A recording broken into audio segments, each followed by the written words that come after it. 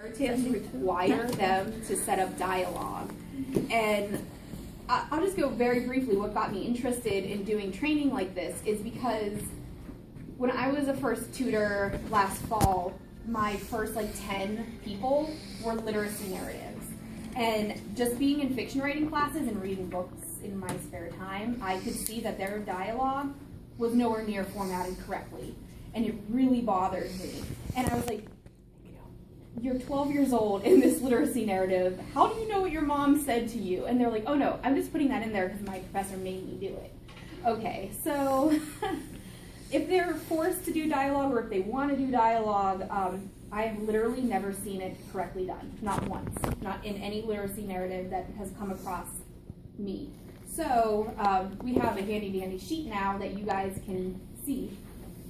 I don't recommend them playing with dialogue. Of course, these are not the hard and fast rules on here. These are not the be-all, end-all. These are the simple. I would keep it simple. I would recommend them keep it simple. Punctuation is queen in these things. They have to be formatted. You have to know who's speaking. So we're going to get to that. I think I want to start with this little packet entitled Creative Writing. And I started with the personal narratives, and I was hesitant to call it literacy narratives because I don't know that's what the professors are going to call it, and that's what that's what your people are probably going to call it, but it might very well be a personal narrative. Just know that they're almost one and the same. Literacy narratives mostly just call for focus on books and writing, which most people don't even want to write about because I'm sure we've all dug into a little consultation. They're like, yeah, I don't have a favorite book. I'm just making this all up.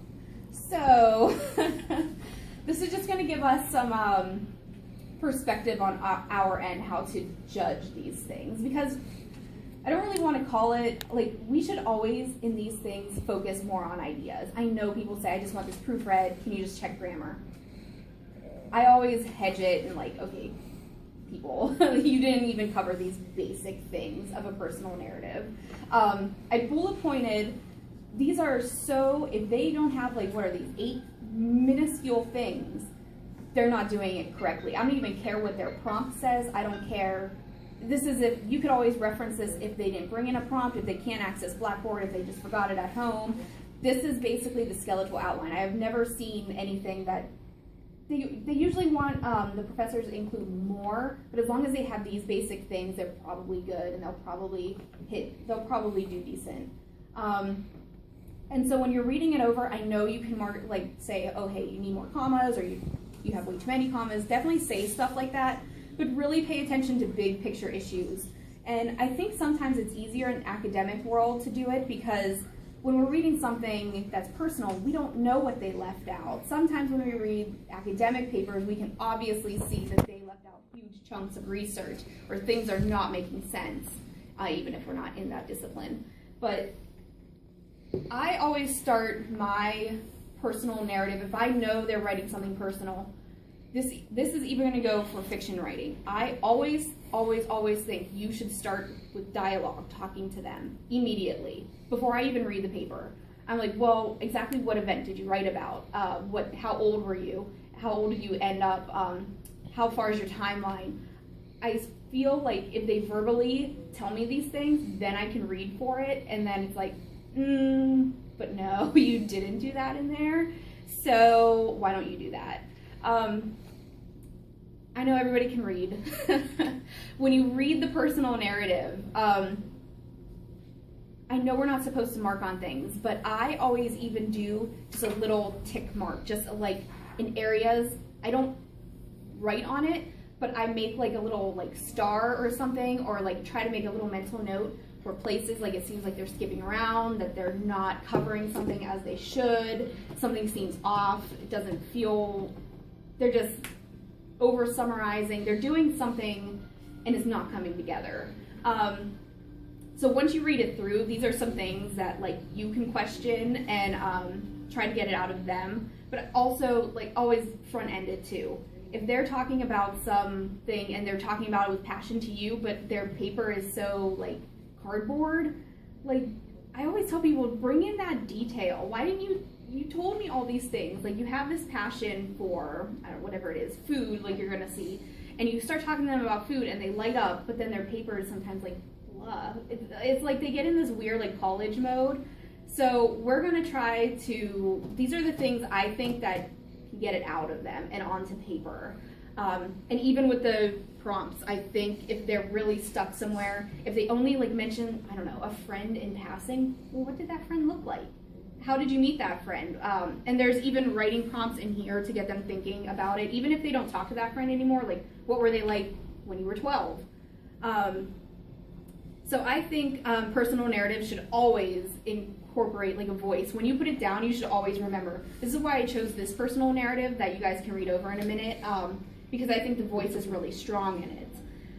It's even mechanics, it's not the best thing in the world. It isn't. I think even when we edit it, I was going through and I think I see a couple more things that it's always a work in progress, but the things that stand out are these things, these 8 bullet points of really vivid voice. How they talk should be how it is in personal narratives, not academic writing, of course. Like you want to have like your high language on your academic voice, college, but not in personal narratives. I think there's you could be academic, but still keep it kind of how somebody would talk. Because this is the only time I'm going to address English as second language learners, because I think on personal narratives, they need very little editing. And I think their professor should understand that their voice, how they talk, should be in here. It shouldn't be perfect. That's for academic writing, that's for rhetorical analysis. That is not for personal narratives. Personal narratives should be, if their dialogue, if their mom is talking in broken English, don't tell them to fix it. I think that's great. Because I did actually have, I don't know what country she was from, but she was, her mom spoke English very weird. However, she learned it was like, she said, it talked almost like Yoda, but she's like, I don't know, should I fix that? Does it make sense? And I go, I love it. It's great. It's fantastic, just because it's personal narrative. So always look for a voice, strong voice. If they're using figurative language, there should always be imagery in it. There should always be like a description. In here you're going to see like description of cookbooks and casseroles and stuff. That's great.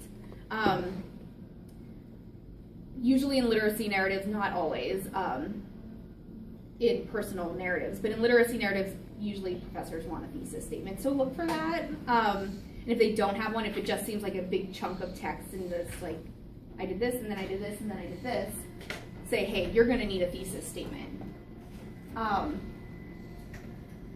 And there's always should be little moments, you're going to actually see this personal narrative, there's going to be small moments where people stop and describe things more vividly. So there should always be summary, and then there should be these really nice, elaborate statements about their passion or about what they're writing about a person or an event.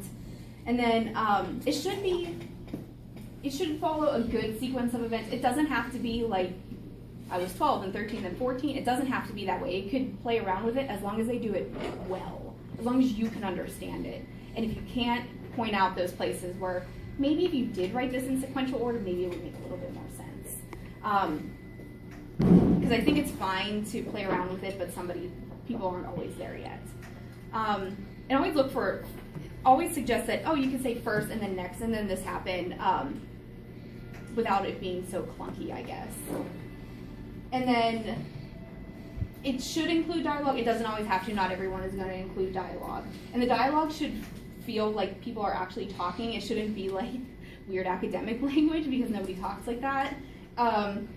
Of course, it's probably going to be made up, but it should sound like somebody's actually talking in these personal narratives. And then sensory detail and a conclusion that ties the story. There should always be reflection of what you learned without it being like too heavy-handed moral. So I did elaborate, and actually I didn't credit, but the highlighted or the bolded points, a well-told story, vivid detail, these are actually lifted straight out of the Norton Reader that they use. I don't know how often they read it, so I included it in there. That's literally out of their chapter from the literacy narrative. You can just read that over at your own time. That's just to remind them, or if they didn't bring their book, or if they don't have their syllabus or whatever. And then I did include some, this could be for revising. I didn't title it so, the title in the first few sentences make the reader want to read on, suggest how else they might begin. It should be a grabber, not always, because it's what grabs your attention might not grab my attention. Everything should be clear. Does it flow? Effective transitions. If there's anywhere confusing, always highlight it. Tell them. If they need more detail, if they need to just pull out more like description, have them do that. Mark in places where they can. And let's see. Yeah, these are some questions. Peruse them at your own time. I'm not going to go through every single one. Always make sure it ends in a very satisfying manner to how it began. And I kind of like this one because if I remember correctly, it kind of mirrors itself, and she begins and ends with the same reflective statements. So guys, just go through, take a couple minutes and read this personal narrative, and if you can mark it, this is by no means a perfect text. If this person were sitting in front of you, just maybe put a couple places where they could be more specific, or if anything like kind of drags on or doesn't make sense to the narrative, if she could have been clearer anywhere. So just read through it really quick. You don't even have to finish it if you don't have time. Just mark a couple places using these bullet points that either she does really effectively or she can improve a little bit on.